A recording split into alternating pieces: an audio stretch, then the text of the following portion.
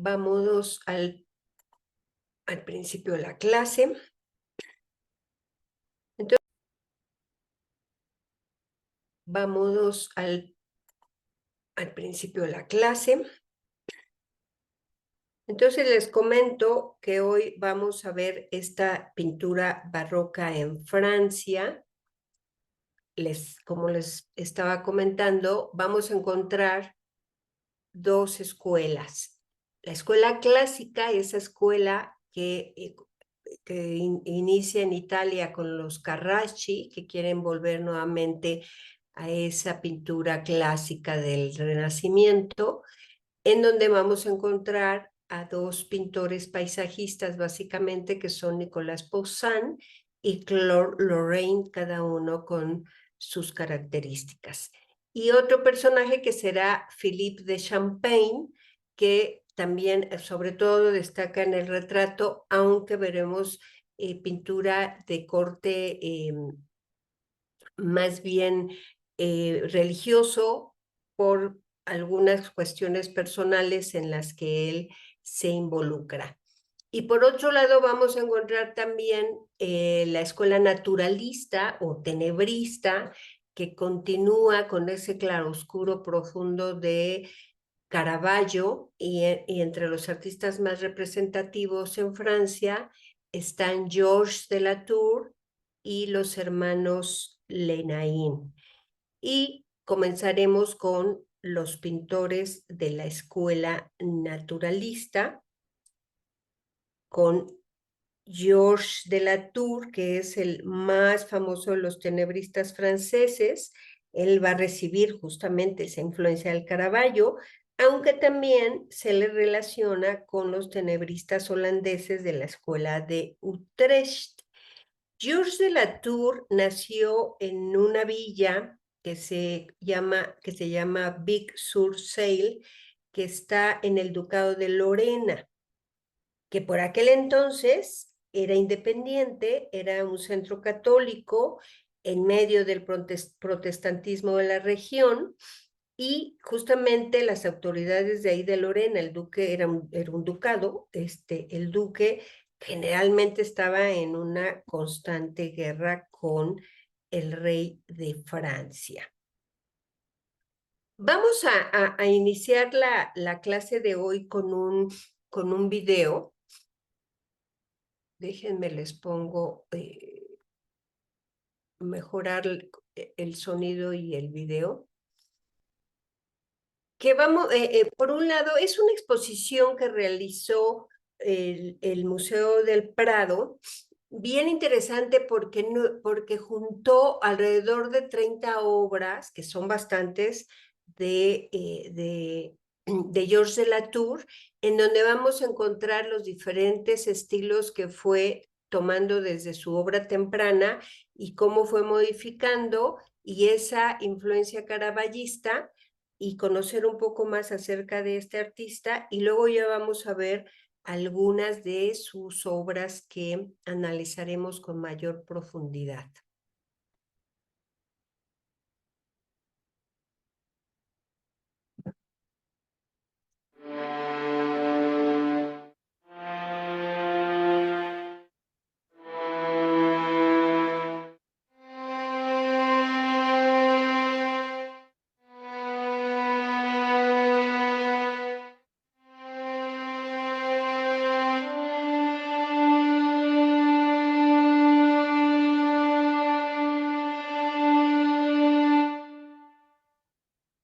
Georges de Latour se ha convertido en uno de los artistas más importantes y conocidos en Francia. Se pone en pie de igualdad a otros como Cézanne, Manet, etc. El Museo del Prado presenta una exposición sobre el artista francés. Se trata de una exposición integrada por 31 pinturas, que es un número muy considerable teniendo en cuenta que el número total de las obras conservadas es más o menos de unas 40 pinturas. El artista en cuestión, Georges de Latour, es un artista fascinante, es un pintor extraordinario con un repertorio iconográfico de una enorme personalidad y una cantidad de recursos técnicos simplemente asombrosa. Su recorrido vital puede seguirse con bastante claridad a lo largo de la exposición, que ha sido organizada en orden cronológico. Sus primeros intereses se centran en tipos populares, rústicos, miserables a veces, pendencieros, que comen con avidez el poco alimento que tienen y que se pelean por pequeñas miserias que podemos imaginar. Ese, como digo, es la primera sala de la exposición que nos introduce en sus intereses de juventud. Progresivamente el artista se irá refinando, tanto en los temas, en la forma de narrarlos, en la técnica, en el estilo, en el color, que se hace mucho más rico y mucho más claro.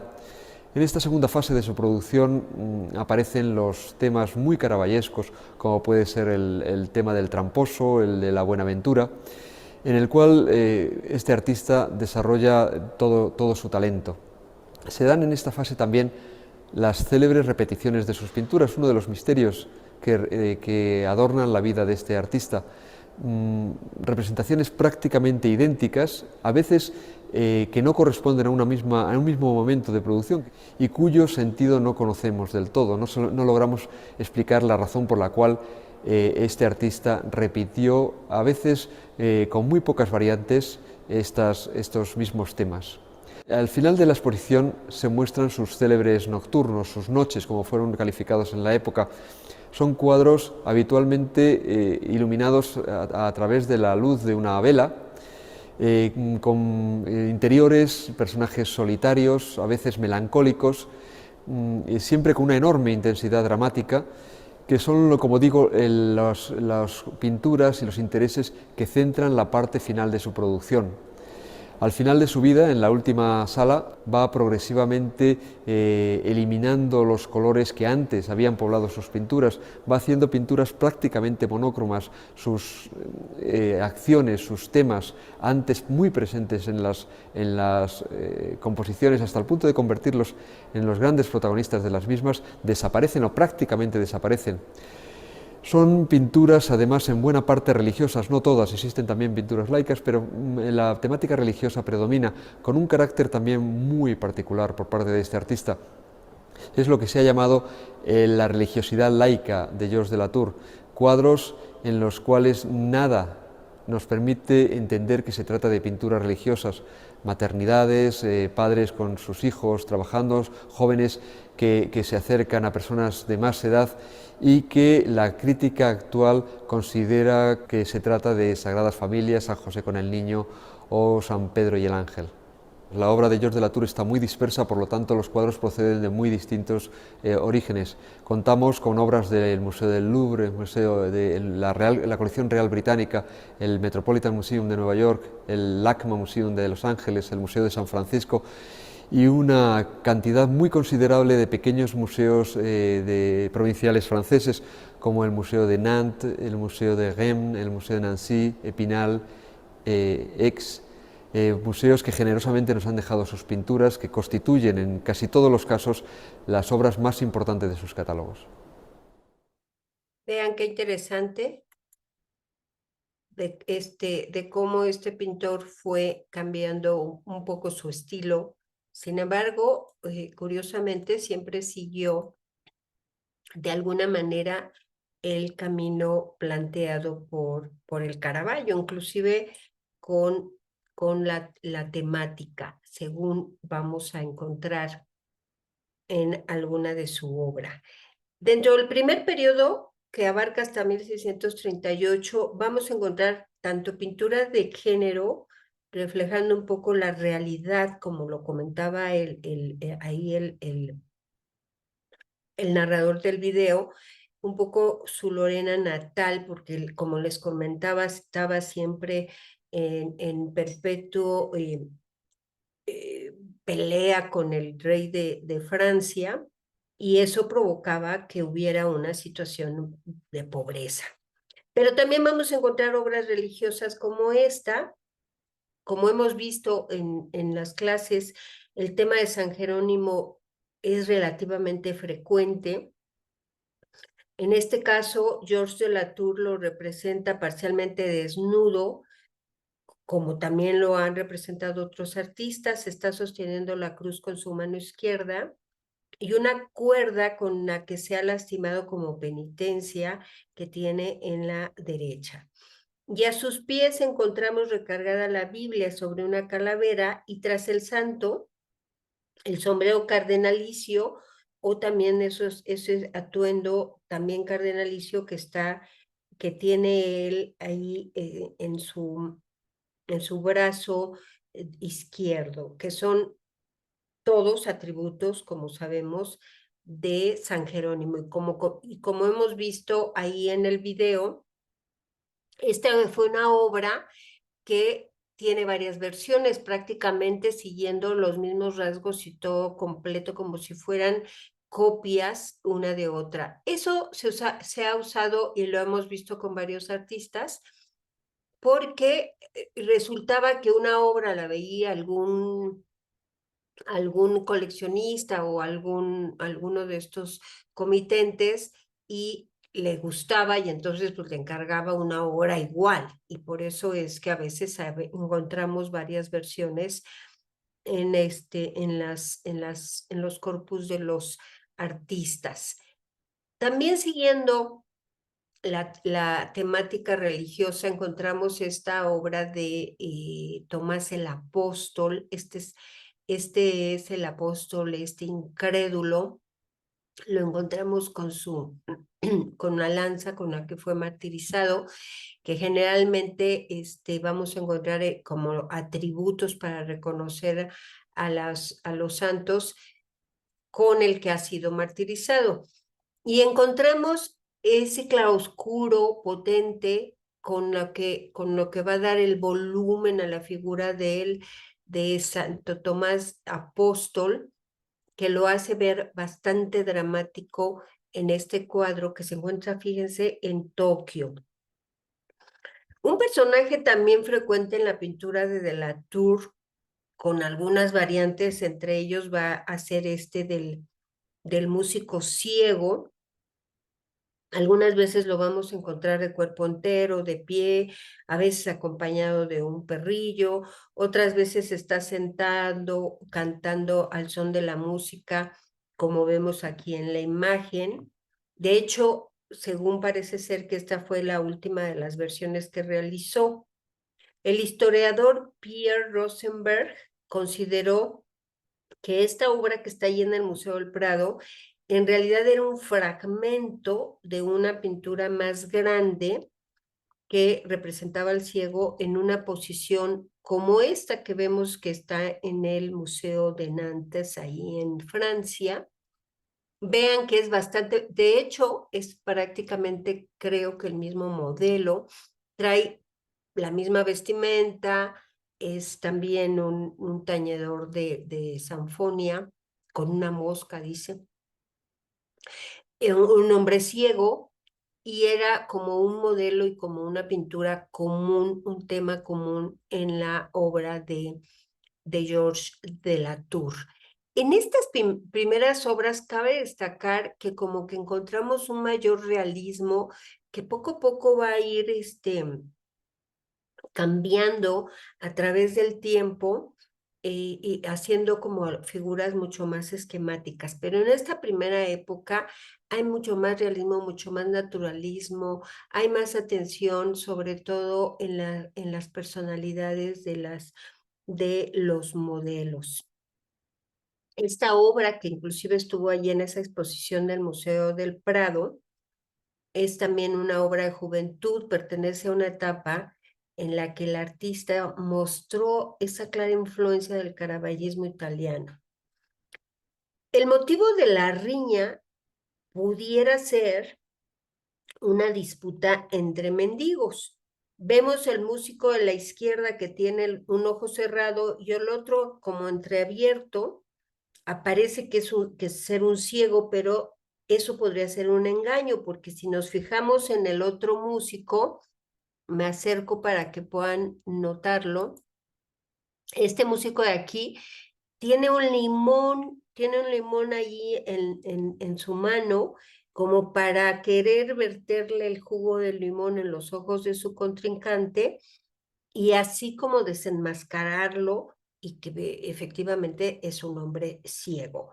Cabe destacar que el modelo del hombre ciego es el mismo que vimos en obras anteriores. Y la anciana que se encuentra a su lado, esta mujer que pudiera ser su lazarillo, está prácticamente con un gesto de susto, de espanto, porque a lo mejor efectivamente van a quedar desenmascarados y que realmente no es un ciego, sino que se hace pasar por ciego. Y es que en esta época los músicos ambulantes tenían muy mala fama. De hecho, fíjense qué curioso, en Alemania en el siglo XVI salió un manual que se conocía como Liber Vagatorum, que era un manual sobre vagabundos, que recomendaba en este aspecto específico que estamos viendo, decía, antes de darle algo a un ciego, compruebe de qué tipo es. Es decir, si realmente es un ciego o nos está engañando. Llama la atención que hubiera hasta un manual en este sentido. Y los otros dos personajes que vemos a nuestra derecha, pues prácticamente están un poquito como, también se ve que son músicos, traen sus instrumentos y un poquito siguiendo ahí la pelea, esperando a ver qué va a suceder, si lo cachan aquí en la movida o simplemente no va a suceder nada más grave. Pero vemos un gran realismo, dramatismo en la puesta en escena, bien interesante, y los gestos de cada uno de los personajes muy, muy realistas, y eso va a cambiar en la obra de Latour. Por ejemplo, aquí vean que las figuras ya no son tan realistas, son más esquemáticas. Esta es una de las más conocidas de la pintura de género, en donde vemos retratada una escena de un burdel. Vemos a un taur, a una prostituta, con la complicidad de una criada que están desplumando a un joven rico, que es el personaje que vemos a la derecha, ataviado con lujo, que no se está dando cuenta de que el taur está sacando del cinturón un haz de diamantes. Lo podemos ver en esta parte de aquí, que está sacando un haz de diamantes y pues claramente le van a hacer trampa.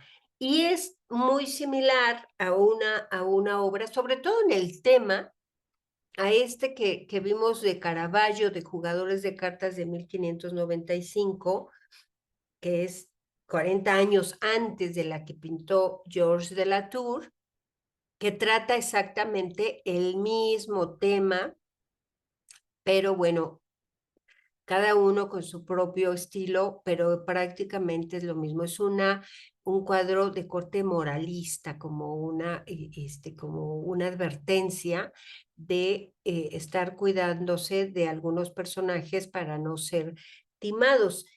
En ese mismo sentido, encontramos esta de la Buenaventura. Recordemos cómo también Caravaggio, inclusive tiene dos obras de la Buenaventura, que también es un tema de moralista.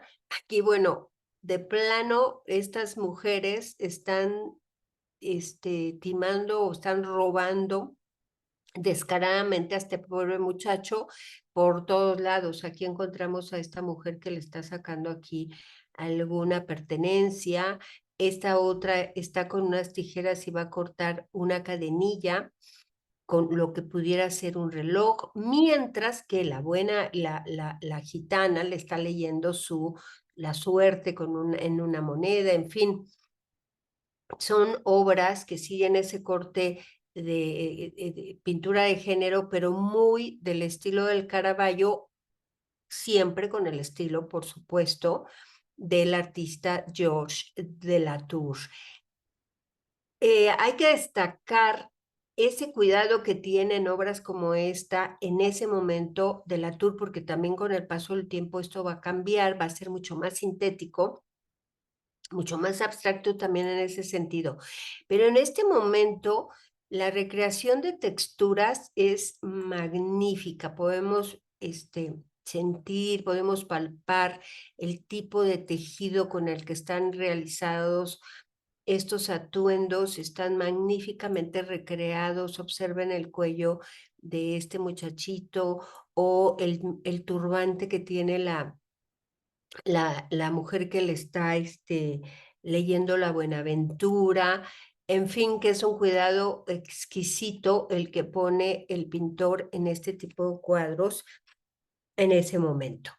Pero ya en los cuadros que realiza más o menos a partir de 1640, que regresa a su regreso al Lunéville, pinta estos nocturnos en donde claramente pues predomina el claroscuro. Estos son también siguiendo la influencia del Caravaggio, ese tenebrismo profundo, pero con unas escenas súper interesantes. Vemos la iluminación que proviene generalmente de una vela, y esa vela, la luz de la vela, esa luz blanca o rojiza también de las figuras, ilumina todo el contexto. El resto del cuadro queda en la oscuridad sin que aparezcan ningún paisaje, ninguna arquitectura, y bueno, pues ni siquiera los podríamos ver.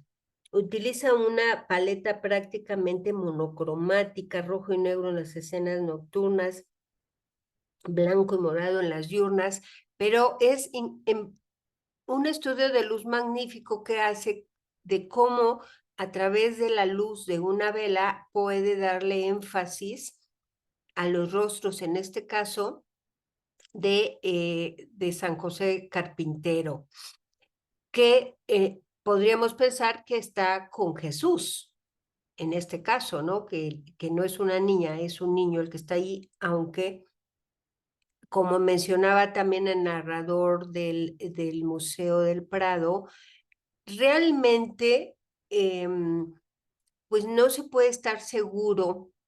No podemos estar seguros de que se trate de pintura religiosa, y de ahí que hablen de la religiosidad laica en las obras de Georges de Latour, porque son temas que más bien parecieran como costumbristas, como de género, pero que también, pues dándole como que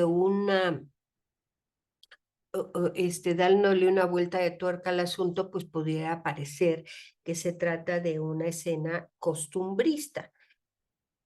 Aquí vemos nuevamente ese tipo de escenas, pero aquí noten cómo ya las figuras y todo el contexto es mucho más esquemático. Ya no es esa tensión así tan profunda en las texturas de los materiales, sino que pierde un poco de naturalismo, presentando un poco figuras mucho más estáticas, mucho más esquemática todo, pero que obedece al estilo al que está teniendo en este momento Georges de Latour, que por otro lado también son obras muy atractivas. El recién nacido también podría tratarse de la natividad. Si lo ponemos en el contexto religioso, pues podría ser la natividad, pero también podríamos estar ante cualquier recién nacido que está con su madre y con otra mujer. Pero también hay quienes ven en estas figuras a María, a Santa Ana y a Cristo Niño, envuelto como tamalito. Y vean qué maravilla cómo alumbra con la vela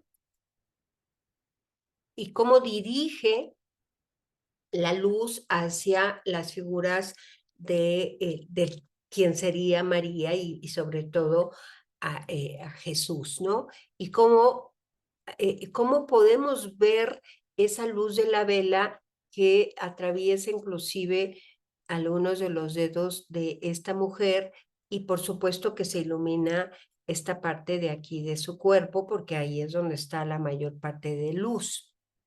Eso es muy interesante cómo hace este estudio de luz Georges de Latour.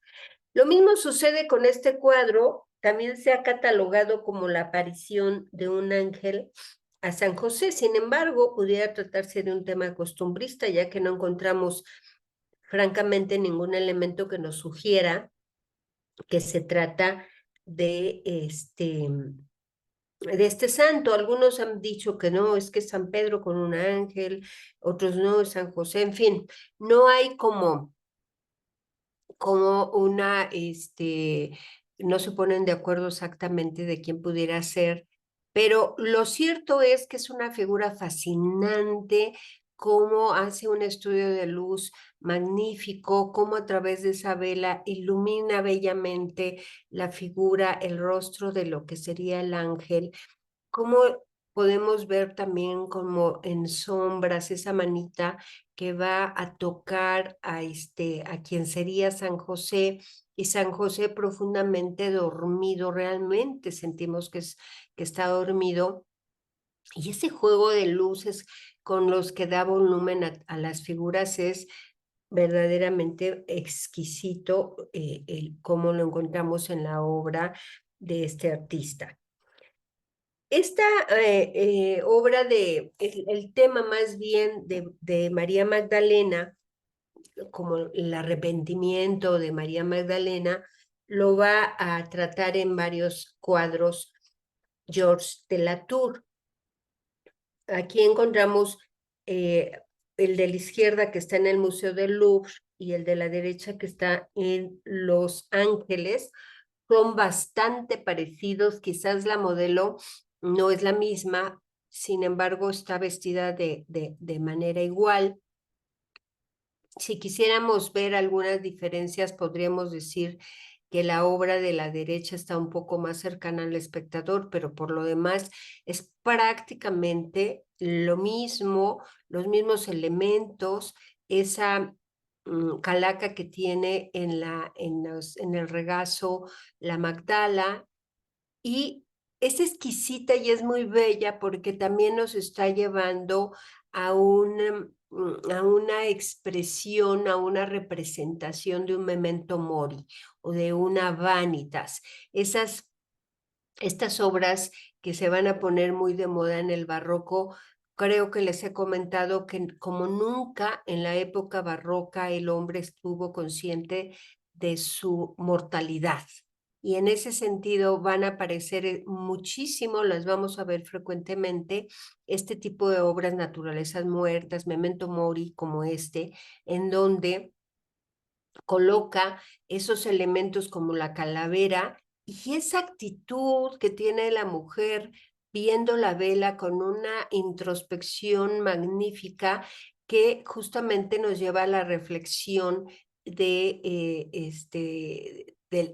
darnos cuenta por esa expresión que tiene tocando la calavera, de que, bueno, pues todos vamos a morir en algún momento y hacernos conscientes de eso. Otras dos obras que tratan el mismo tema, pero en este caso hay un elemento más que va a ser el espejo. Por lo demás, estamos ante el mismo tema, Magdalena Penitente. El de la izquierda está en el Museo Metropolitano de Nueva York y el de la derecha en la National Gallery de Washington. Los dos son similares también en el sentido de que los dos manejan un espejo. El del Metropolitano, bellísimo el momento, este detalle del espejo y de ver la doble vela, la verdadera y el reflejo en el espejo, bellísimo. Una imagen muy bella.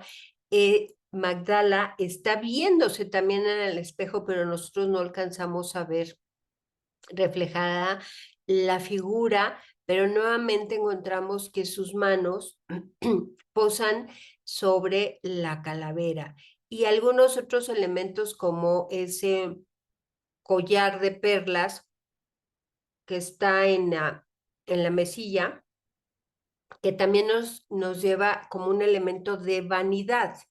En el caso de la de Washington, lo que vemos reflejado básicamente es la calavera que está iluminada. Perdón que me estoy tengo una pastillita en la boca, pero ando un poco mal de la garganta y se me reseca.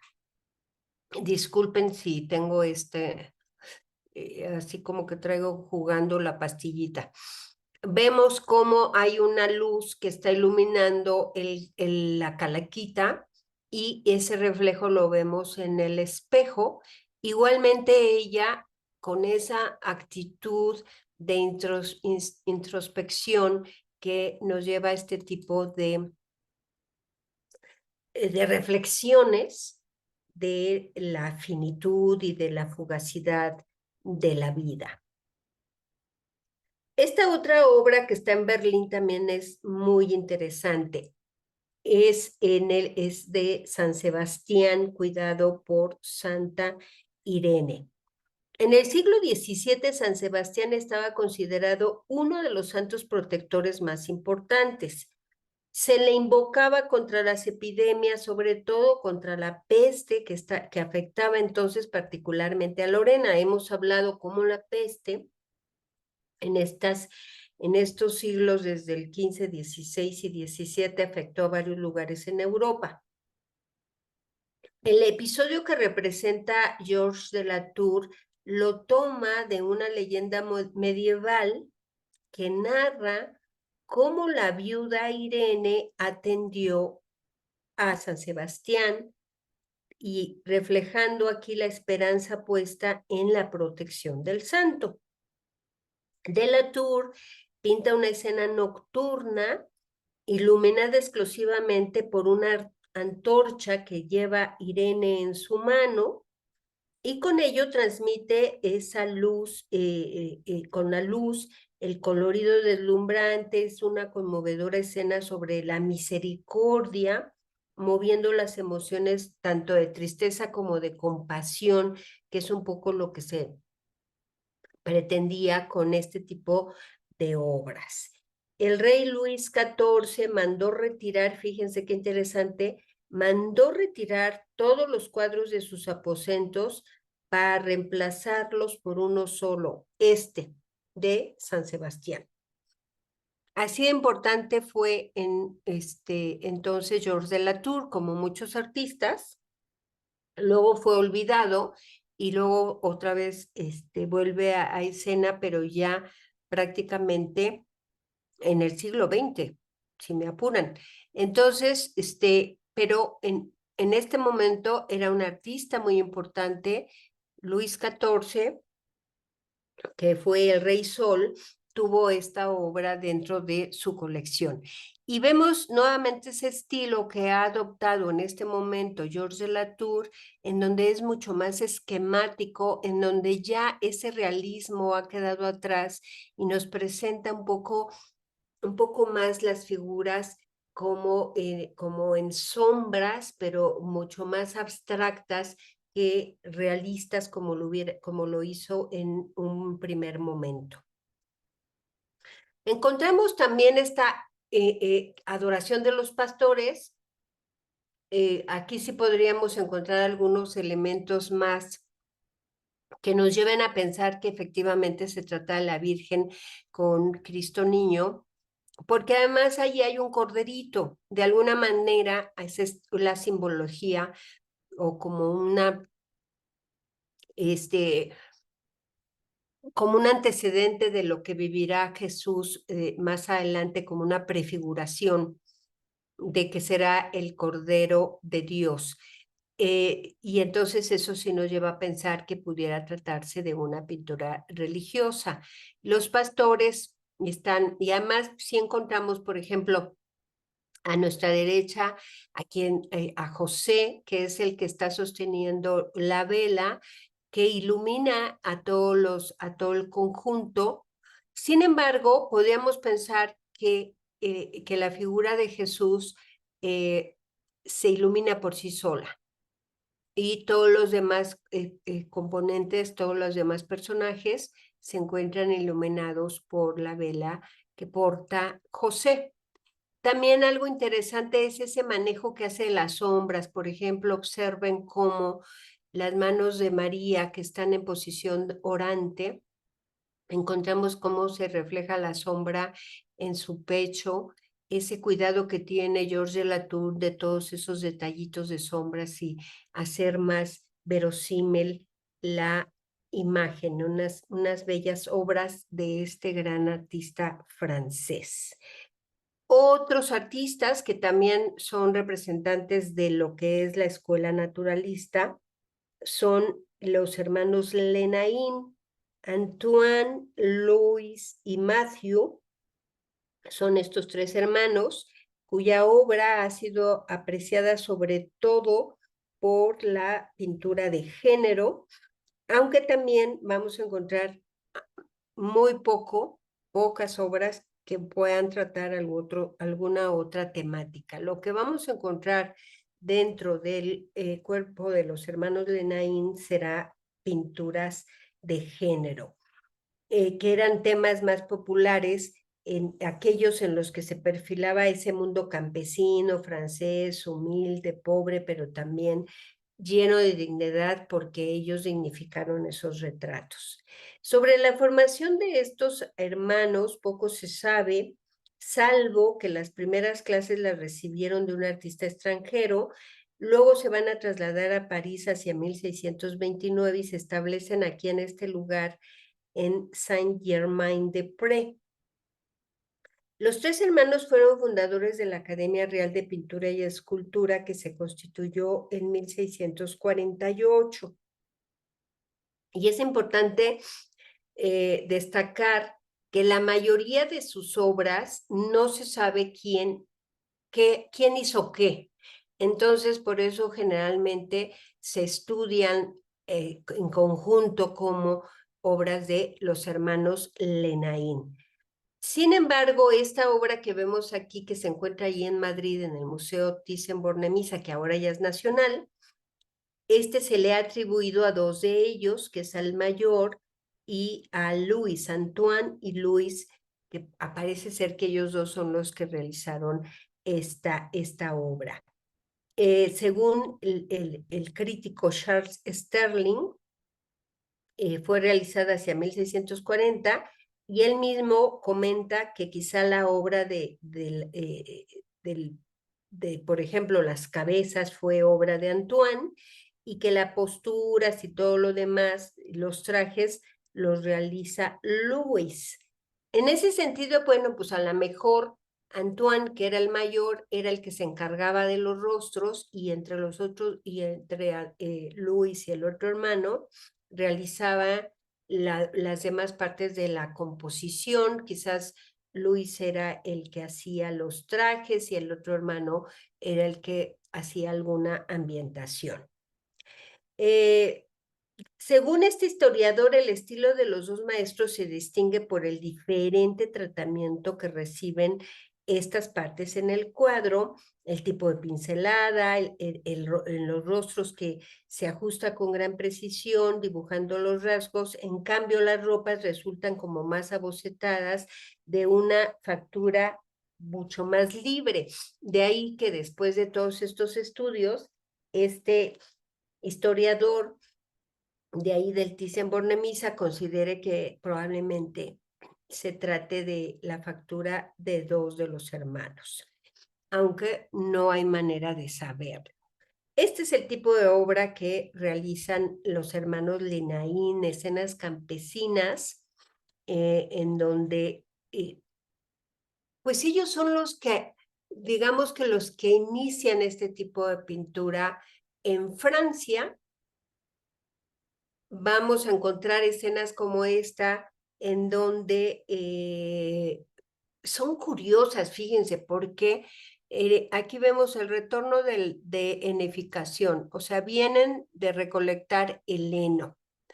Pero las imágenes de los hermanos Lenain, si bien les da dignidad a estos campesinos, son escenas como si fueran momentos congelados en el tiempo, porque no hay movimiento. Es como si de repente todo hubiera quedado como en un impas, como en un congelamiento.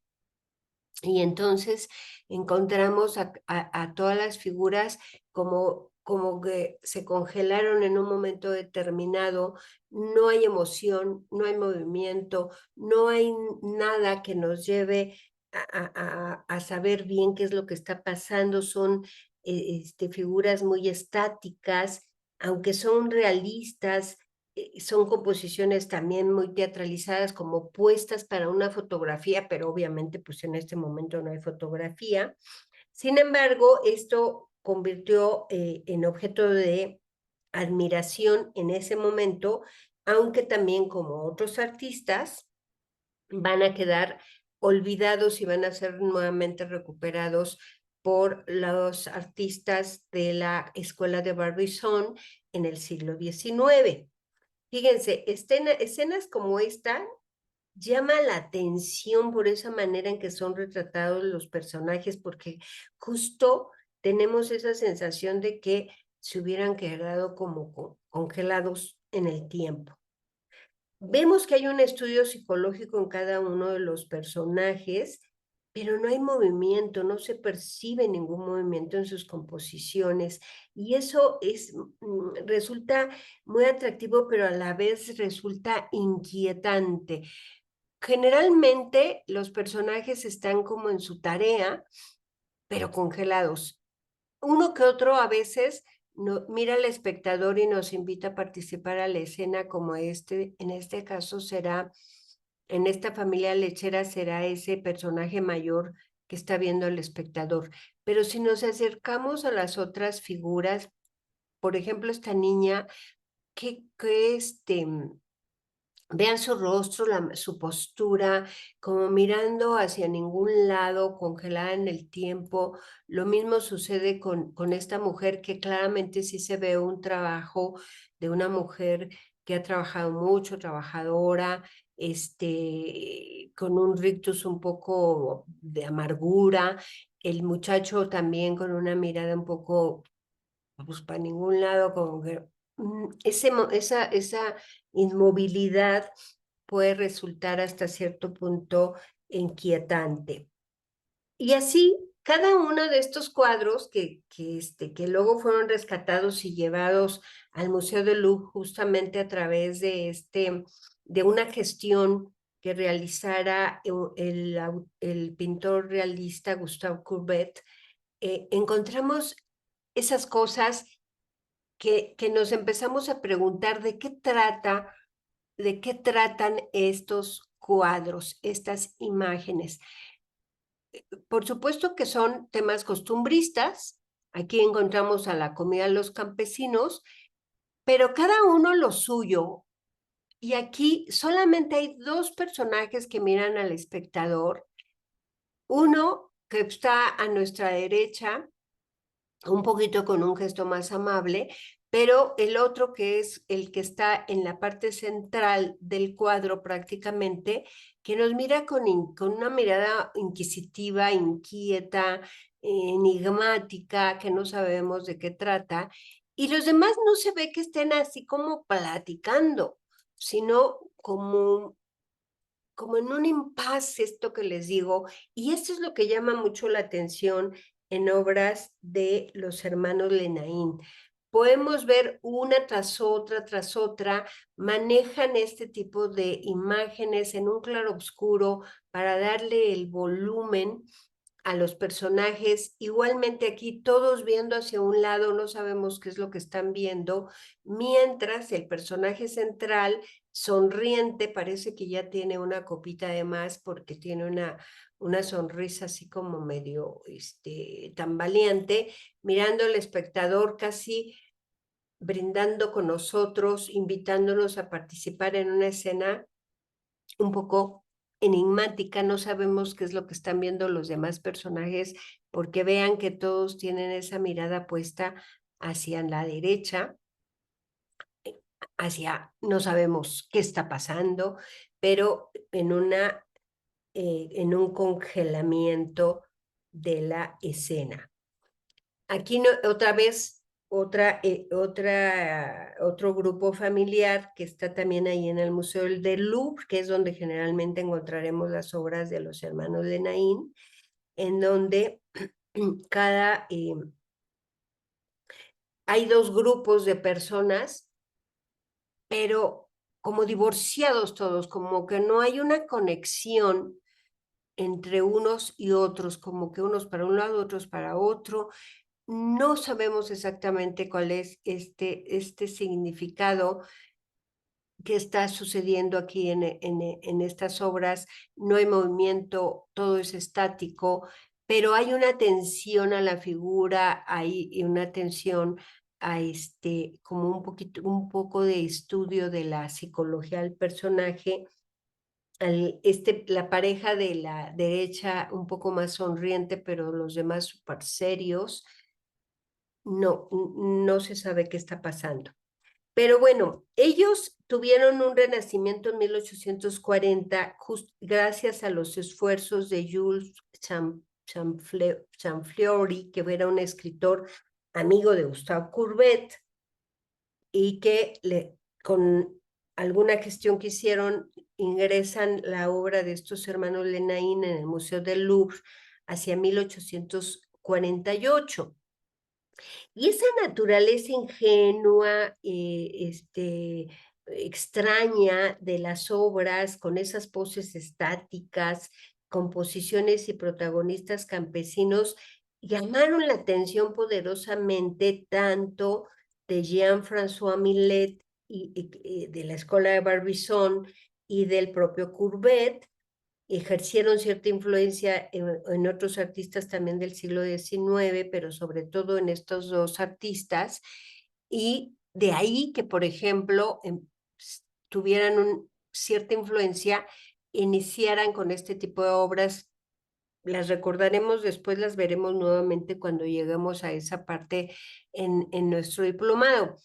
Pero vean la diferencia ya en este momento, ya estamos en el siglo XIX, aquí con estos dos artistas que se influenciaron con los hermanos Lenain, pero ya hay movimiento, ya hay una actitud diferente, ya no es esa escena estática que nos presentaban los hermanos Lenain, pero sin embargo se debe de reconocer en estos artistas que de alguna manera inauguran este tipo de obra, esta temática, y la sacan al público. Bueno, la sacan a la luz, aunque luego hayan sido olvidados, pero bueno, finalmente son rescatados y se les debe de reconocer esa innovación en la pintura francesa. Ahora vamos a ver algunos exponentes o los más representativos de la escuela clásica, y vamos a iniciar, con Nicolas Poussin. Aquí vemos un autorretrato del artista que se encuentra ahí en el Museo del Louvre. Es el pintor francés más importante del siglo XVII, maestro fundamental del clasicismo. Él nació en Les Andelys, Normandía, en 1594, muere en Roma en 1665, va a realizar su formación artística primero en su región de nacimiento con un autor tardomanierista y posteriormente en París. Y finalmente se va a establecer en Roma, ahí va a conocer a la mayoría de sus mecenas y protectores de las artes en la ciudad eterna, Roma. Poussin es el prototipo del artista filósofo. Él estaba muy preocupado por esa expresión de su arte al que dotó de un sobrio contenido moral. Cada una de sus obras simboliza una acción humana y transmite un mensaje de notable hondura espiritual.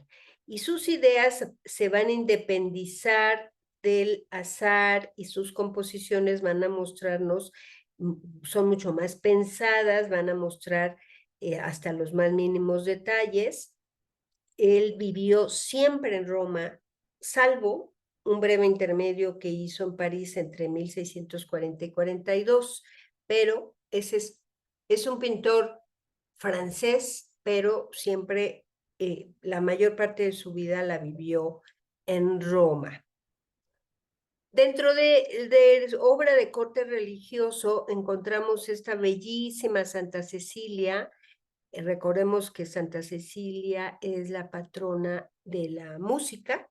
Aquí la vemos tocando música delante de un paisaje con, con una arquitectura clásica. Vemos como un angelito levanta la cortina por encima de la santa, mientras otros dos le están deteniendo el papel pautado, y el decorado se convierte así en un escenario íntimo de un íntimo concierto. Cecilia toca un instrumento de tecla, los dos ángeles que están delante de la columna están cantando, y el artista ha creado lo que es una síntesis del concierto de la santa y de la música celestial, porque los sonidos terrenos se convierten con la ayuda de los ángeles en una armonía celestial que se escapa a los oídos profanos, pero que tiene su correspondencia en el acorde de estos tres tonos que encontramos básicos: color rojo, amarillo y azul.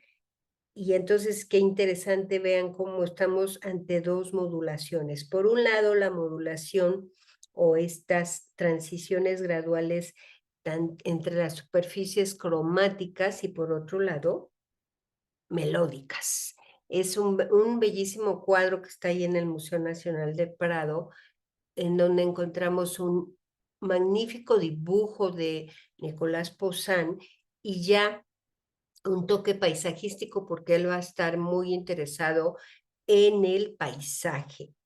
A lo largo de su vida, Poussin ejecutó tanto escenas alegóricas, mitológicas, históricas, pinturas religiosas, pero siempre dotadas de esta solemne monumentalidad, aunque a menudo también vamos a encontrar escenas frías como esta del Antiguo Testamento. Ante Salomón comparecen dos prostitutas, las cuales han dado a luz sendos niños, de los que solo uno ha sobrevivido. Ambas reclaman la maternidad del recién nacido. Salomón solicita una espada y ordena partir al niño en dos y entregar cada mitad a cada mujer. Entonces la verdadera madre, no pudiendo soportar que maten a su hijo, renuncia a su parte para salvarlo, pero la otra pide que lo partan. Y de este modo Salomón sabe cuál es la madre auténtica y entonces le entrega al recién nacido. Poussin recrea la narración uniendo todos los instantes del relato en un mismo lugar y en un mismo momento. Esto se conoce como unidad de lugar, acción y tiempo. Y por encima de todo, estamos ante una lección moral, más allá de un pasaje bíblico. Y en una obra por demás clásica, porque inclusive el artista coloca dos grandes columnas lisas, clásicas, está en una especie de una silla, como si fuera, bueno, era el rey Salomón, ¿verdad? Y entonces en la parte baja de lo que es su trono encontramos una escultura, unos bajorrelieves muy clásicos, como antiguos, y todo sucede al mismo tiempo. Esta mujer está con el hijo muerto, la madre del hijo vivo en el momento de decir, no, por favor, que no lo parten en dos, que es lo que está a punto de hacer aquí el soldado, y es cuando se da cuenta Salomón de quién es la verdadera madre, y también lo podemos encontrar en la figura de Salomón. Y algunos de los testigos que están ahí alrededor unos muy pensativos, otros el niño asustado que se esconde detrás de su madre, otros verdaderamente escandalizadas, algunas mujeres de lo que está a punto de suceder. Claro que no iba a suceder, simplemente que Salomón quería saber quién era la verdadera madre. Y entonces nos damos cuenta de un pintor de corte clásico. En obras como esta, que hace hacia 1650, que está en el Museo del Louvre, vemos a un pintor y que le da mucha importancia al paisaje, que se toma un buen de tiempo para ambientar este momento en que Cristo está sanando a un ciego y pero lo coloca en una ambientación paisajística esplendorosa, esa como a manera de friso clásico, recrea este pasaje de cuando Cristo anda eh, ahí recorriendo los lugares y la gente se acerca para que le ayude y entonces está sanando a un ciego. Todo en la obra podemos darnos cuenta que tiene un tratamiento clásico en donde vemos idealizadas las figuras, los rostros, el paisaje también está muy bien estudiado, muy bien ambientada la escena. En cuanto al género mitológico, encontramos entre otras esta obra que también está ahí en el Museo del Louvre, que está tomado de las metamorfosis de Ovidio, según las cuales la ninfa Eco se enamora de Narciso, pero él la rechaza. Y entonces ella, desolada, se oculta en una cueva y se consume de dolor hasta que queda solamente su voz. Por eso es que cuando entramos a alguna cueva podemos escuchar el eco. Némesis, la diosa de la venganza, entonces castiga a Narciso, haciendo que se enamore de su propia imagen, que está reflejada en una fuente, y se consume de amor hacia sí mismo. De hecho, por querer darle un beso a su propia imagen, cae y muere. Y ahí donde muere, brota la flor azafranada que lleva el nombre de Narciso. Poussin refleja esta leyenda situando a estos tres personajes en un pasaje idílico. En primer término vemos a Narciso, detrás a nuestra derecha se encuentra Eros y sentada sobre una roca Eco. De la cabeza del joven Narciso está brotando ya esa flor que justamente se llama los narcisos, y Eco está recostado sobre la roca, pero aquí es una aparición elegíaca en material. Es decir, aunque ella está ahí, la vemos, pero en realidad solamente es el espíritu, porque ella ya está dentro de la cueva. Por eso es que la representa recargada en la roca, pero en realidad es una aparición, es una simbología nada más la figura de Eco. Es una bella imagen, también muy bien estudiada en cuanto a al dibujo de la anatomía, como de la ambientación que hace del paisaje. En otra, esta sería una alegoría, porque se llama La inspiración del poeta. Encontramos en la parte central de la escena a Apolo, que es el dios de la música, el dios de la poesía, está tocando, bueno, no tocando, sino tiene su lira como atributo. Y a su lado, a nuestra izquierda, encontramos a Calíope, a quien se le atribuía bueno, aquí algunos le atribuyen que es la musa, la poesía lírica, otros le atribuyen la épica, pero el caso es que es la musa de la lírica. Y con ellos un par de amorcillos que traen coronas de laurel, justo uno de ellos la va a colocar en la cabeza del poeta que está absorto esperando la inspiración, dispuesto para escribir.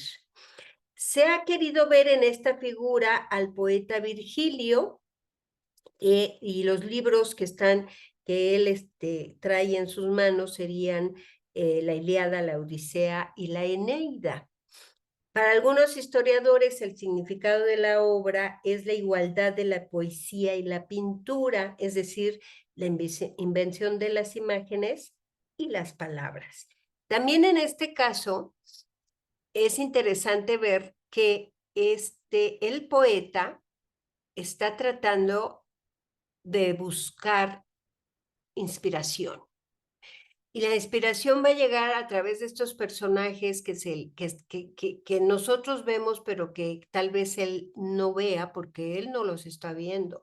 Él está viendo hacia arriba como pidiendo inspiración, y entonces estos personajes como que bajan a su nivel y crean esa inspiración, lo inspiran para que empiece a escribir los libros, y de ahí que se crea que es el poeta Virgilio. Otra obra que representó Poussin fue esta del Parnaso, este monte mitológico consagrado a Apolo y a las musas. Es una celebración de las artes, especialmente de la poesía.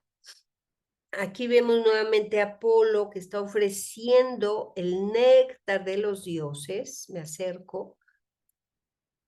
Aquí le está ofreciendo el néctar de los dioses, probablemente a Homero, que también es coronado aquí lo está coronando también una de las musas, en este caso sería de la poesía épica, y en primer plano dos amorcillos, estos dos amorcillos que están bellamente representados, o sea, de una ternura maravillosa, que están ofreciendo a los poetas el agua inspiradora que emana de la fuente Castalia, que está personificada por esta mujer desnuda. Vemos que está aquí, y a partir de ahí sale como el chorro de agua. Claramente que Poussin se ha inspirado en el fresco de Rafael que está en el Vaticano. Se piensa que quizás sea un homenaje al poeta italiano Giovanni Battista Marino, contemporáneo y mecenas de Poussin. Se conserva un dibujo preparatorio de esta obra en la colección Wildenstein y un grabado realizado por Jean Duget antes de 1667. Y claramente vemos cómo se ha inspirado en Rafael. Aquí vemos a la derecha la obra de Rafael que está ahí en los museos vaticanos. Recuerden que la vimos, la comentamos. Por supuesto que hay un colorido diferente porque la obra de Poussin es otra técnica, es al óleo, mientras que la de Rafael es un fresco. Y eso hace que los colores sean totalmente diferentes, aunque en los dos casos hay un colorido, un cromatismo muy rico en todos los personajes. Nicolas Poussin se dedicó ampliamente al paisaje, unas veces como fondo de sus composiciones y otras en calidad de verdadero protagonista. En sus obras paisajísticas, la figura humana ve reducido su tamaño, se convierte en una presencia que va a determinar el sentido poético del tema representado, y se caracteriza por una sincera restitución del paisaje natural. Clásicos italianos como Albano o el Domenichino siguieron las directrices marcadas por los Carracci. Vimos algunas obras, vimos cómo desde Aníbal de Carracci empezó a darle importancia al paisaje. El Domenichino, que fue su alumno, continuó con esta tradición. Pero en el caso de Poussin, logra sublimar este género pictórico y hace que el paisaje exprese diferentes tipos de emociones. A partir de aquí vamos a encontrar que el paisaje va a ser un género pictórico al que van a acudir varios de los artistas que se van a enfocar, que se van a especializar en este género. Y ya vamos a encontrar que ya no van a ser paisajes que estén, que estén al servicio de los protagonistas que vamos a encontrar ahí, sino que los protagonistas o los personajes que estén ahí serán secundarios porque el protagonista principal será el paisaje. Y ni duda cabe con los títulos que ya vamos a encontrar en estas obras. Claro, títulos que no puso el artista, sino que fueron puestos después en los inventarios de los museos, como en este caso, Paisaje con edificios, en donde lo importante es el paisaje. Y podemos darnos cuenta cómo Poussin era un gran pintor de paisajes. Era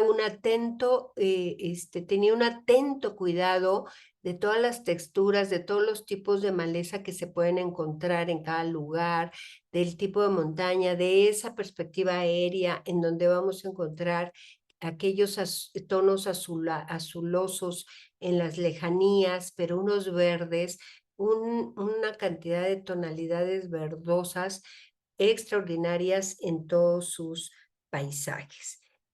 Claro, también vamos a encontrar paisajes como este de Juan en Patmos, pero digamos que el tema religioso, Patmos es este lugar en donde Juan el Evangelista tiene toda esa visión del Apocalipsis, pero será como un pretexto para hacer un paisaje.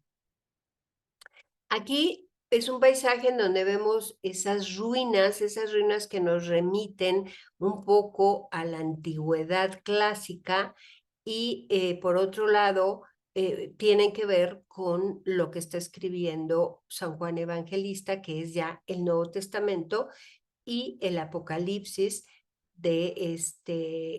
inclusive encontramos a uno de sus atributos de Juan Evangelista, que es esta águila que encontramos aquí, y que con ella podemos identificar a este santo. Por lo demás, nuevamente ese es un artista con mucho cuidado del paisaje. Este tema que pintó aquí, un paisaje con Orión ciego, es muy enigmático por esa alusión que hace a la doctrina estoica, según la cual el alma nace del agua como una niebla bajo la acción del sol. El alma está aquí representada por Orión, que es un gigante ciego y que tiene su guía que se llama Sedalión y que es este personaje que está en sus hombros, que es el que lo está guiando, mientras que Diana, la encontramos aquí, vean esta parte, está esperando sobre las nubes con su arco y sus flechas, y que en este caso representa a la muerte. Es lo que es un paisaje, es un poco la historia de Orión ciego, este gigante, pero también como un mero pretexto para realizar un magnífico paisaje en donde hay un atento cuidado en todos los elementos, en todos estos árboles. O sea, no es que haga un paisaje como actualmente podemos encontrar a partir del impresionismo, sino vean qué calidad de pincelada, con un atento, con una observación muy clara de la luz.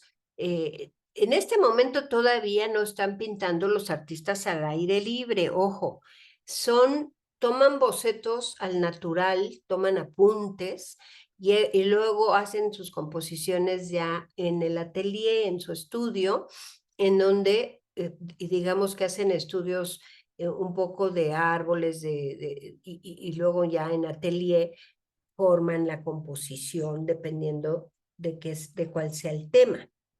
Hacia el final de la larga vida y productiva de Nicolas Poussin, realizó una serie bien interesante de unas pinturas, de 4 pinturas que se llamó Las 4 Estaciones.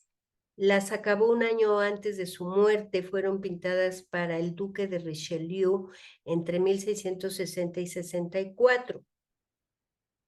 Pero lo interesante de la serie es que utiliza 4 escenas de la Biblia como pretexto para reflexionar sobre las grandes etapas de la vida humana. Fíjense, en la primavera, que es la que vemos aquí, está Adán y Eva en el paraíso terrenal. Vemos a Eva señalando a Adán el árbol que lleva el fruto prohibido.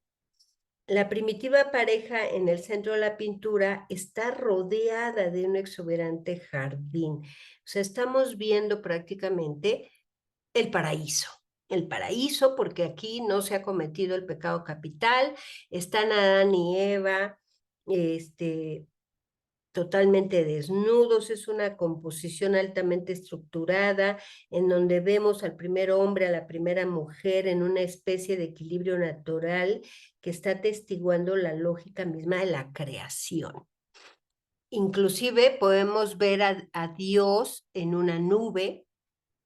O sea, aquí todavía es paraíso, todo es tranquilidad, aunque ya se ve que está a punto de suceder el pecado original, porque ya vemos a Eva ahí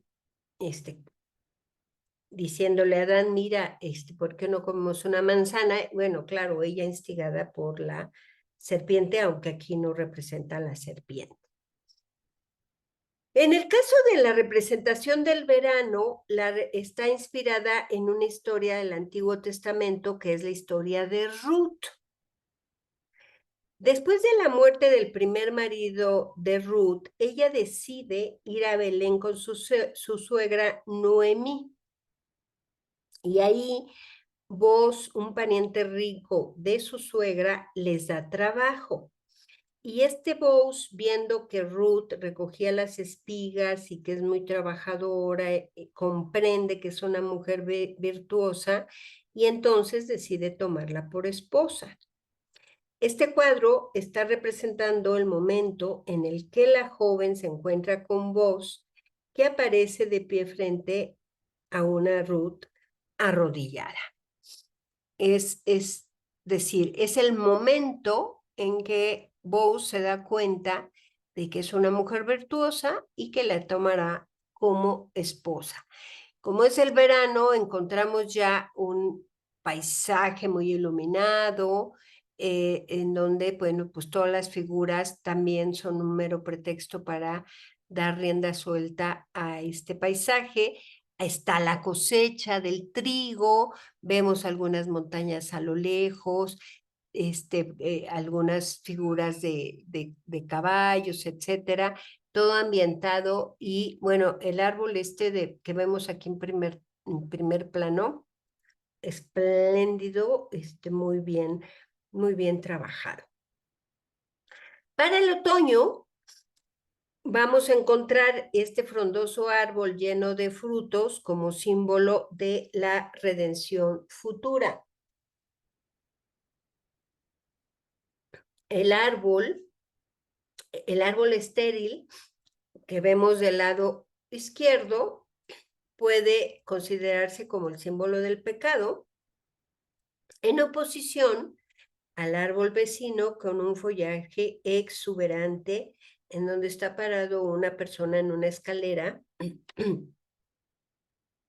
tomando algún fruto. La rama sobre la que reposa el enorme racimo de uvas evoca los brazos de la cruz de Cristo y el racimo de uvas justamente hace referencia a la Eucaristía. También es un bellísimo paisaje el que encontramos en el otoño de estas 4 estaciones de Busan. Para el invierno se va a inspirar en el diluvio. Vemos como una ligera apertura en el cielo oscuro nos permite adivinar la forma clásica del arca de Noé, que podemos ver a lo lejos, que flota en el agua y que llega hasta el techo de las casas, y que es la única forma de salvación y quiere representar la continuidad de la vida más allá de la muerte. En los fríos colores del invierno, el paisaje en el que se inscribe la narración bíblica expresa la fe en la naturaleza y en su fuerza, que es muy superior a la del hombre. Vemos yo creo que es el segundo paisaje que encontramos. El primero lo vimos en La Tempestad con este gran pintor Giorgione, y aquí volvemos a encontrar nuevamente un rayo claro, porque el tema es el diluvio. El diluvio lo vamos a seguir encontrando inclusive hasta en el romanticismo. Es un tema interesante porque puede llevarnos a la reflexión por un lado, pero por otro lado, para los artistas a los que les interesa el paisaje, pues es un tema muy rico de representar. Ahora otro paisajista, voy a tomarme otra pastillita, perdón si ando ahí bailando la pastillita en mi boca. Vamos a ver a este artista Claude Lorraine. Él nace en este lugar que es Champagne, ahí en Francia, entre 1600 y 1605. No hay claridad en la fecha de su nacimiento. Y también va a ser un artista que se va a ir a Roma a radicar y ahí muere en 1682. Él se va a formar en primer lugar aquí en Champagne y después en 1614 se va a Roma, muy jovencito, y ahí va a conocer al pintor Agostino Tazzi. Platicamos de Agostino Tazzi la semana pasada. Es este pintor maestro de Artemisia Gentileschi que fue su violador. Y de este pintor va a aprender la tradición del paisaje lírico, clásico, de corte nórdico, la manera de algunos artistas de la época como Elsheimer y Brill. Y así, este artista italiano le va a transmitir ese gusto por los amplios panoramas, por los puertos de mar, por los navíos, y será una gran influencia para él. Por breve tiempo va a regresar a Francia, va a colaborar en la ejecución de algunos frescos en la ciudad de Nancy que no se conservan, y va a regresar a Roma en 1627, en donde va a permanecer hasta su muerte. Lorraine reflejó en su obra un nuevo concepto en la elaboración del paisaje, basándose en referentes clásicos. Es lo que se conoce como paisaje ideal, que evidencia una concepción ideal de la naturaleza y del propio mundo interior del artista. De hecho, esta forma de tratar el paisaje le va a otorgar un carácter más elaborado, más intelectual, y se va a convertir en el principal objeto de la creación del artista. La plasmación de su concepto del mundo, el intérprete de su poesía, que va a ser evocadora de un espacio ideal y perfecto.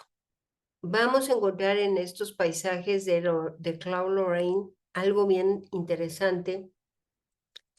La obra de él va a estar, aunque aparentemente está narrando alguna historia, es como mero pretexto para hacer un gran paisaje. Sobre todo va a estar interesado en los navíos. Vamos a encontrar muchos navíos como vemos aquí, puertos y paisajes, pero su paisaje es como un poco neblinoso, como si estuviéramos viendo el paisaje a una hora muy temprano de la mañana, en donde vemos una neblina siempre que, que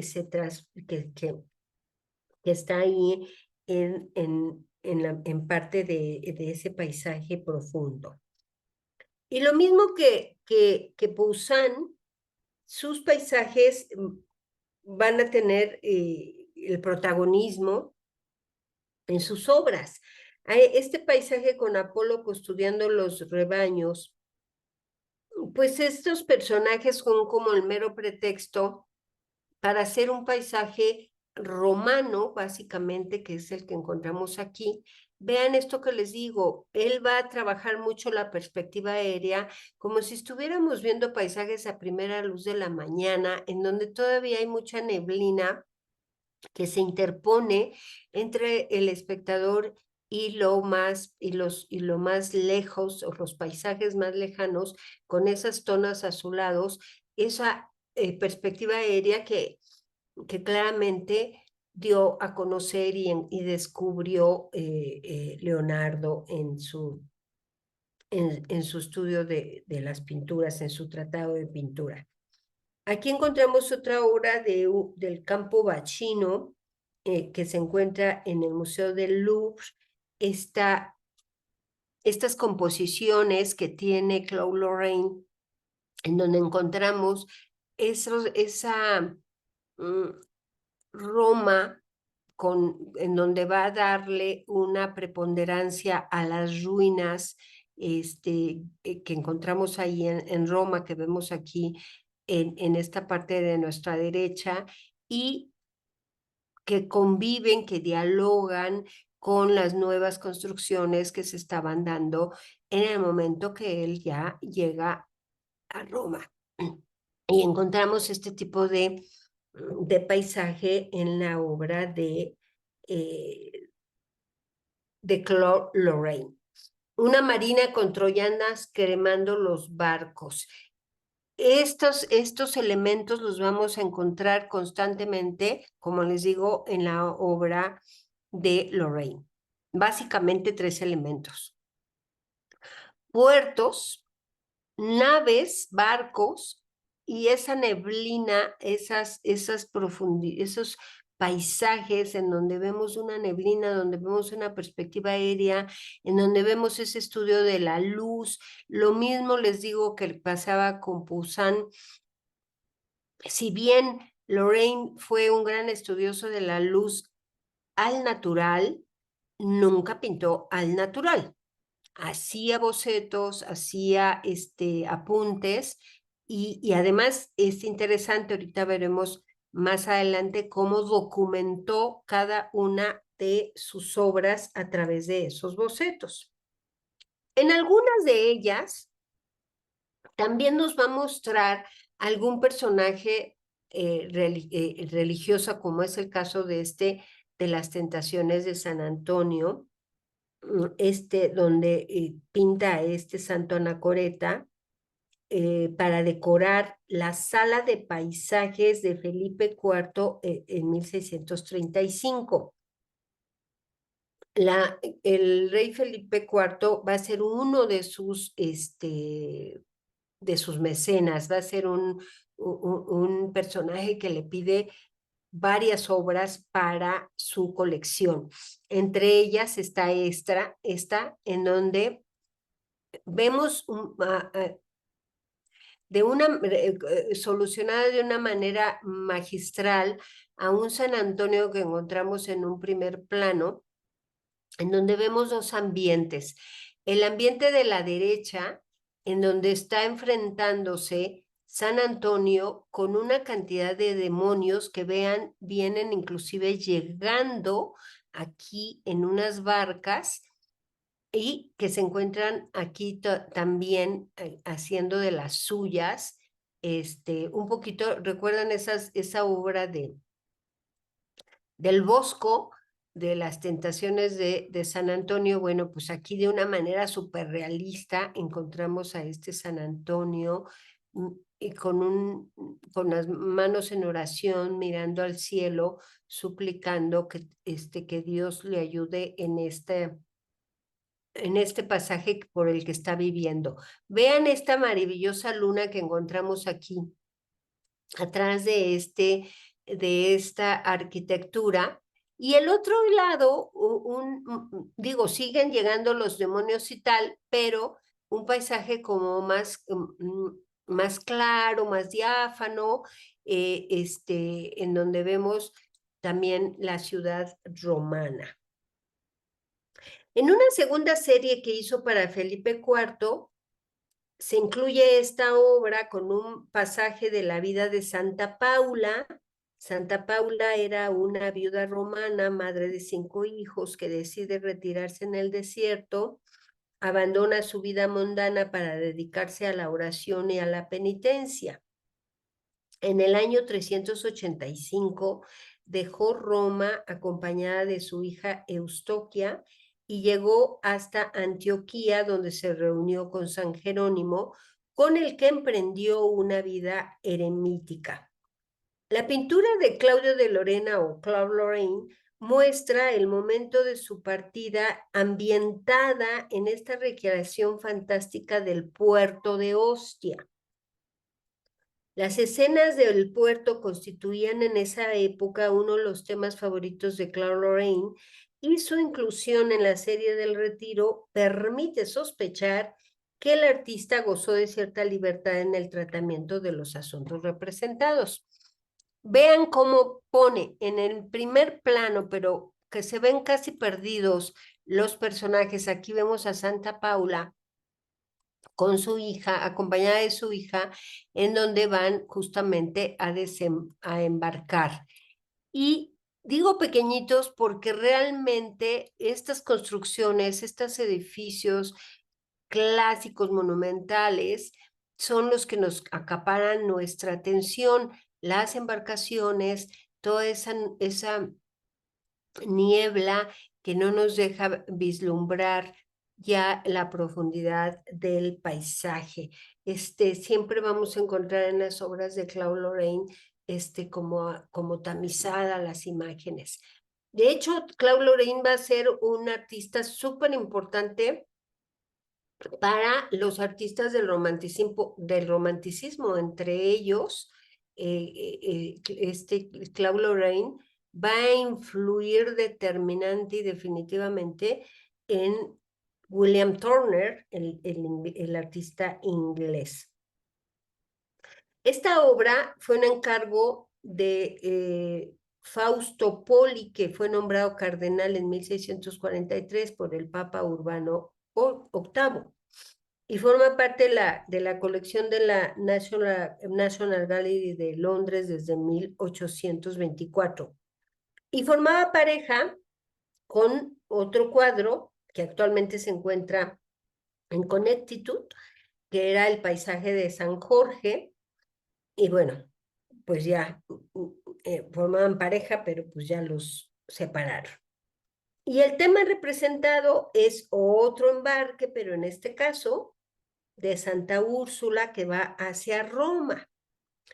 Úrsula era una princesa británica que peregrinó a Roma con otras 11 doncellas, que luego fueron aumentadas en época medieval y que ahora se conoce como las 11.000 vírgenes. En el camino de regreso en Colonia, fueron martirizadas por los hunos de Atila en el año 471. Vemos nuevamente la estructura que ya prácticamente se nos hace conocida de Claude Lorraine, en donde encontramos aquí a Úrsula con las vírgenes que están a punto de embarcar. Entonces es un puerto en donde todos los personajes se empequeñecen al lado de las grandes construcciones, de las grandes embarcaciones y por supuesto de la grandeza del paisaje. Lo mismo sucede con otro embarque, ahora con la Reina de Saba.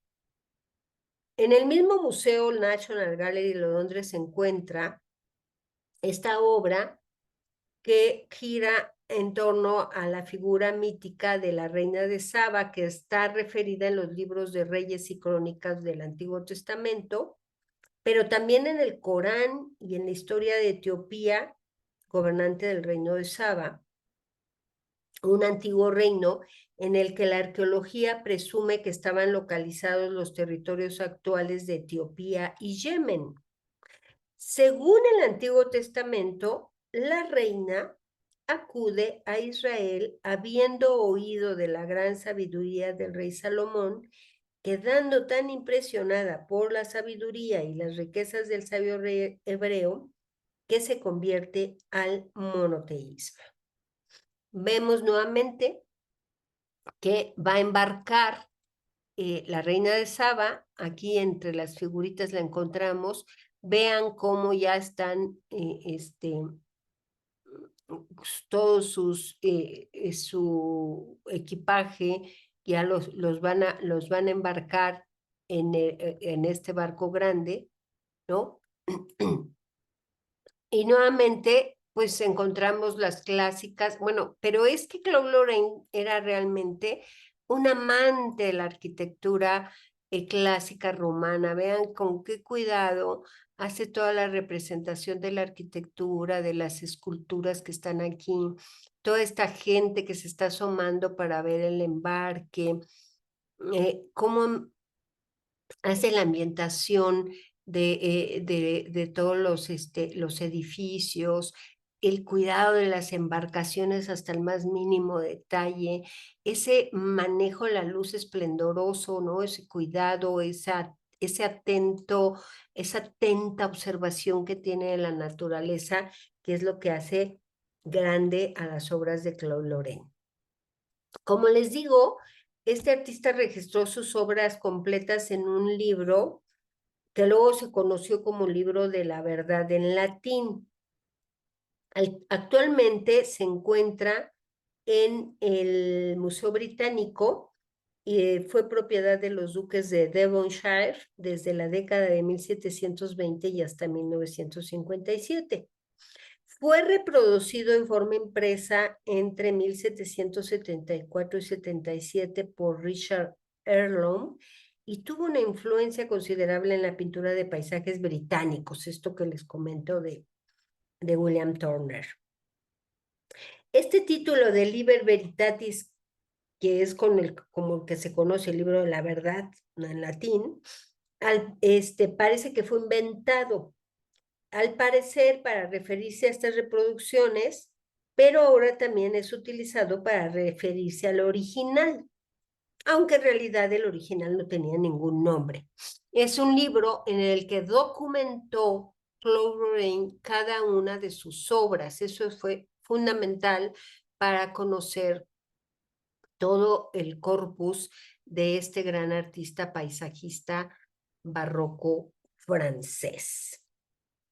Y nuestro último artista del día de hoy es Philippe de Champagne, un pintor de la escuela francesa de origen flamenco. Él nació en Bruselas en 1602 y muere en París en 1674. En 1621 llega a París, ahí va a trabajar con diversos pintores, ahí va a conocer a Poussin, con quien colaboró en varios trabajos de decoración para María de Medici, dirigidos por Nicolas de Chens. Y sucedió a de hecho, a Duchens como pintor de la Reina Madre.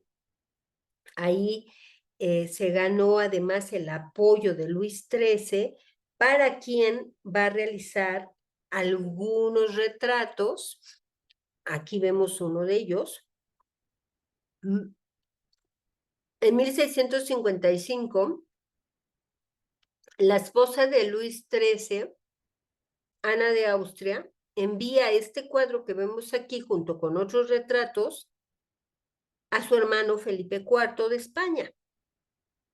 O sea, Ana de Austria era hermana de Felipe IV de España. Quería impulsar las relaciones entre las cortes de ambos países y así preparar el enlace matrimonial de Luis XIV, el rey Sol, con María Teresa de Austria, lo cual se dio. Luis XIII de Francia fue llamado el Justo, fue rey de Francia y de Navarra y fue copríncipe de Andorra.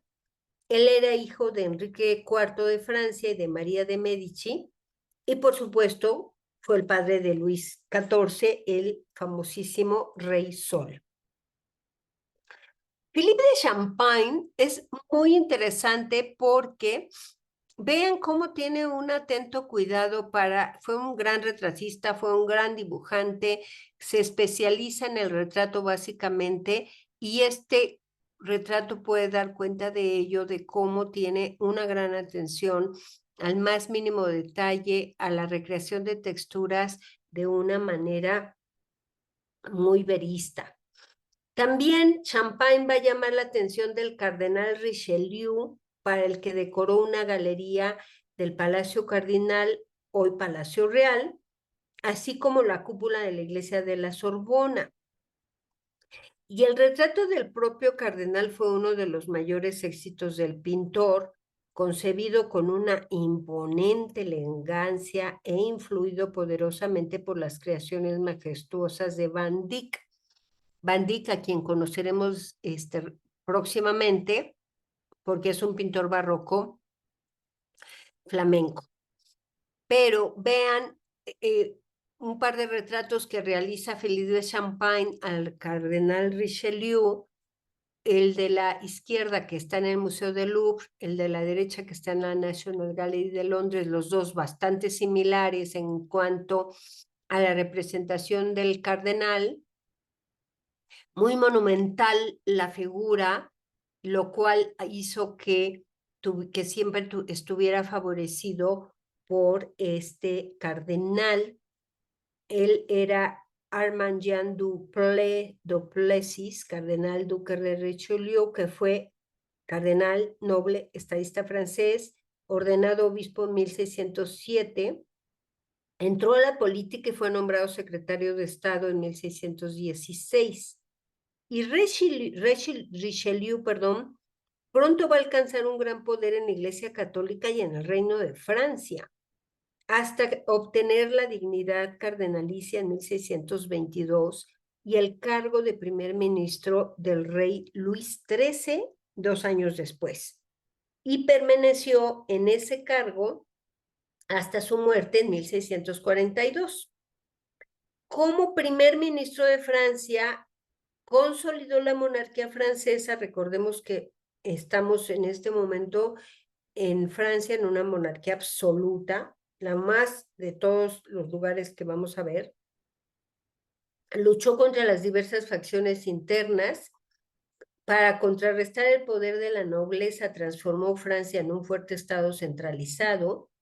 Su política exterior fundamental fue contrarrestar el poder de la dinastía austrohispánica, los Habsburgo, y entonces reinante en España y en el Sacro Imperio Romano Germánico.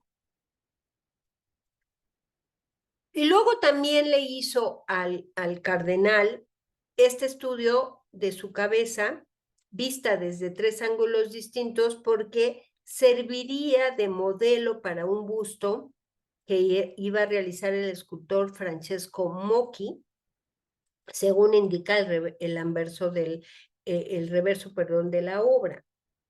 La idea de la triple versión de la pose real no tiene una función instrumental, sino más bien que plasma a través de la fisonomía del rostro la visión interior de los sentimientos y la reflexiva energía del personaje. Aquí demuestra el pintor su plena maestría porque conjuga esa elegancia figurativa francesa con la penetración psicológica de ascendencia flamenca. Pero además, esto era muy importante y no nada más lo hizo Champagne, sino lo hacen otros artistas para personajes como estos que luego van a hacer esculturas, porque para el escultor el tener la imagen desde todos los ángulos, pues era mucho más fácil poder construir la escultura. A mediados de la década de 1640, Philippe de Champagne entra en contacto con el convento parisino de Port-Royal, donde se desarrollaron las doctrinas del jansenismo, y esto afectó profundamente su personalidad. De este modo, el artista permaneció en estrecho contacto con el cenáculo durante el resto de su vida. Hizo ingresar a sus dos hijas ahí en el jansenismo, y va a empezar con la pintura religiosa. El jansenismo fue un movimiento religioso iniciado por el teólogo y obispo Cornelio Jansenio, de ahí el nombre de jansenismo, que gozó de cierta popularidad en la Europa durante los siglos XVII y posteriores. Fue condenado como herético por la Iglesia Católica debido a su tesis sobre la salvación. Esta obra la realiza Champagne hacia 1645 más o menos, en donde vemos que pone ahora al servicio del jansenismo y de la Iglesia su arte como pintor de calidades en cuanto a la representación de esta obra. Lo mismo va a suceder con esta otra que hace a Moisés con los mandamientos, una iconografía poco representada en la historia del arte. Pocas veces hemos visto que los pintores tomen la figura del Moisés. En este caso lo hace Philippe de Champagne, y vemos que tenía un gran talento para la representación de la figura humana.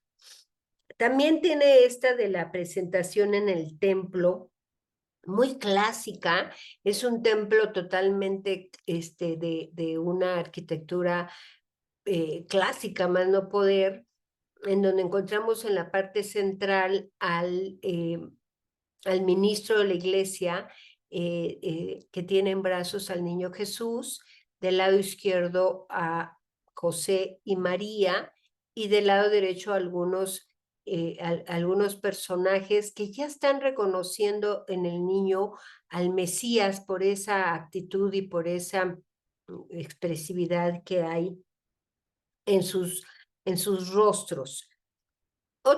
Una iconografía que va a ser muy popular en el barroco, la vamos a empezar a ver muy cotidianamente, va a ser esta de la crucifixión, que realiza una versión Philippe de Champagne hacia 1650, actualmente en el Museo del Louvre, en donde vemos la figura de Cristo. Es una figura básicamente devocional, que, como les digo, va a ser muy representada en el barroco.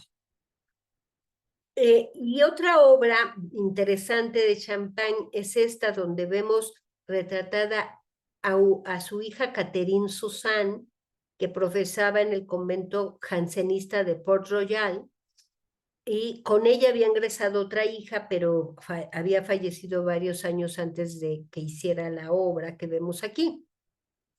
Y junto a la hija del pintor se encuentra arrodillada la Madre Superiora Catherine Agnes Arnaud, y un largo epígrafe en latín que vemos a la izquierda, que va a ser también muy común en pinturas como esta en el arte barroco. Ahí se explica la historia de la obra. La hija del artista había enfermado, había contraído una parálisis, y de la cual se libró tras una novena, quiere decir 9 días de oración, y por ello la representa reposando sus piernas sobre el alto escabel, esta especie de silla en donde puede levantar las piernas. Y por eso la obra se conoce como ex voto. Ex voto precisamente son este tipo de obras que tienen un texto, o sea, es una obra realizada por el favor recibido. Eso sería como un ex voto, y es lo que está representando en esta imagen Philippe de Champagne. Este artista apuntó fuertemente a la alegoría. Esta es una pieza famosa que hizo de la Vanitas, una naturaleza muerta, donde se busca meditar acerca de lo efímero de la existencia, acerca de la terrible seguridad de la muerte, esto que vamos a ver constantemente en la pintura barroca. Pinturas, cuadros de vanitas, así se conocen vanitas, que son donde se representa la fugacidad de la vida, naturalezas muertas, pero en este caso, en esta obra, vemos no solamente en la parte central la calavera, sino que a los lados, del lado izquierdo, está una flor, que es una naturaleza muerta, una flor que pronto se va a marchitar, que es otra representación de la fugacidad de la vida, y a la derecha está un reloj de arena, que lo que también nos está representando es justamente ese paso del tiempo y que llegará un momento en que se acabará para cada persona. Ese es el punto. Con esta obra